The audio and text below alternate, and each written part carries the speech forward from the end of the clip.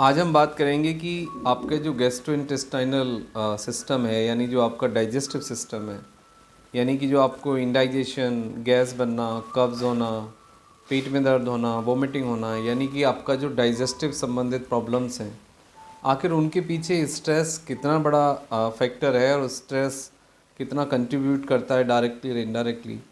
बहुत सारे लोग एंटासिड भी खाते हैं, इन्फेक्शन होने पे एंटीबायोटिक भी लेते हैं, और कोई रेगुलरली वो प्रोबायोटिक्स या लग्जेटिव यानी गैस कब्ज की दवाई भी खाते हैं, लेकिन प्रॉब्लम ठीक नहीं होती है।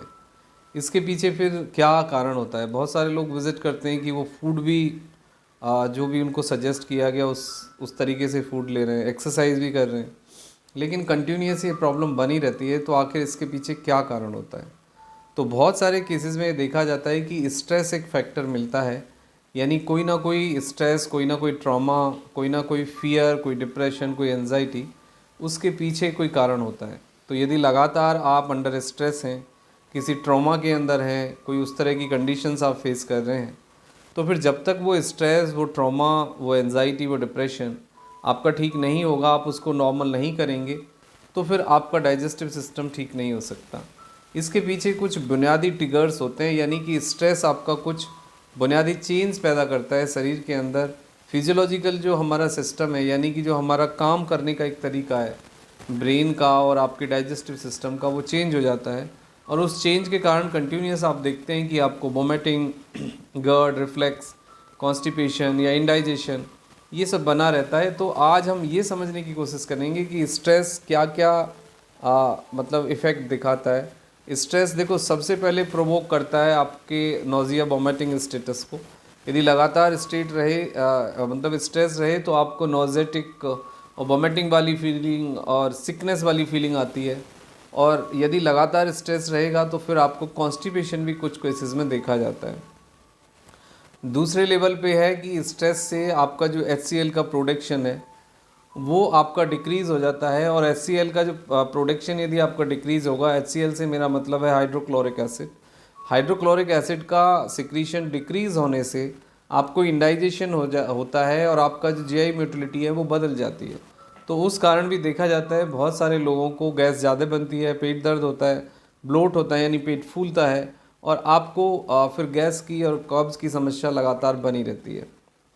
नेक्स्ट लेवल पे स्ट्रेस आपको पेन पैदा कर सकता है, ब्लोटिंग पैदा कर सकता है, हार्ट बर्न पैदा कर सकता है, एसिड रिफ्लेक्स डेवलप कर सकता है, और इससे आपको हेडेक भी हो सकता है फॉर द सम टाइम। मतलब कंटिन्यूस तो नहीं रहेगा, लेकिन यदि बहुत ज़्यादा आपको एसिड रिफ्लेक्स होगा तो आपको हेडेक भी हो सकता है और डिजीनेस भी हो सकती है, और आप काफ़ी टायर्ड, थके थके, और आप दिमागी रूप से टायर्ड महसूस करते हैं, फंक्शनल वीकनेस आपको लगती है।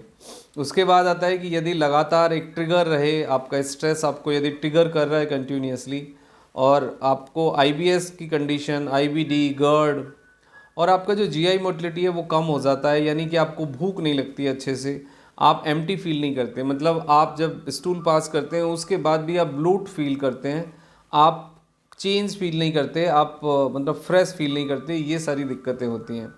स्ट्रेस का सबसे बड़ा प्रॉब्लम ये है कि वो आपके इम्यून सिस्टम को और जो आपका ब्रेन और गट का, यानी दिमाग का और आपका जो गट का एक कनेक्शन होता है, उसको पूरी तरह से तोड़ देता है, डिस्कनेक्ट कर देता है, और एक डिसओरिएंटेशन डेवलप होती है, जिससे कि आपकी भूख प्यास प्रभावित होती है, आपके जो सिक्रीशन हैं, GI सिक्रीशंस, वो प्रभावित होते हैं, और उसका एक रिजल्ट होता है कि आपको जो समस्या होती है डाइजेस्टिव सिस्टम से रिलेटेड, वो ठीक नहीं होती है, और अब कंटिन्यूस आप उसके साथ बने रहते हैं। तो यदि आपको कंटिन्यूसली कोई स्ट्रेस है, कोई ट्रॉमा है, कोई डिप्रेशन है, एंजाइटी है, तो आप उसको डील करिए। कंटिन्यूसली वॉकिंग करिए, पॉजिटिव रहिए, खुश रहिए, विजुअलाइजेशन करिए, बॉडी स्कैनिंग करिए, पॉजिटिव एंगेजमेंट सर्च करिए लाइक म्यूज़िक, डांस, ड्राफ्टिंग, कुछ नई किताबें पढ़ें, और एक डिसिप्लिन से लाइफ जिएँ, पॉजिटिव रहें। तो फिर आप देखेंगे कि जैसे जैसे आपका स्ट्रेस डिक्लाइन होगा, स्ट्रेस नॉर्मल होगा, तो आपकी ये सारे सिम्टम्स भी डिज़ोल्व हो जाएंगे, और आपका जो GI सिस्टम है वो बेटर हो जाएगा, डाइजेस्टिव सिस्टम आपका बेटर वर्क करेगा, and you feel the entire change in your body and the feeling. Thank you very much and take care yourself.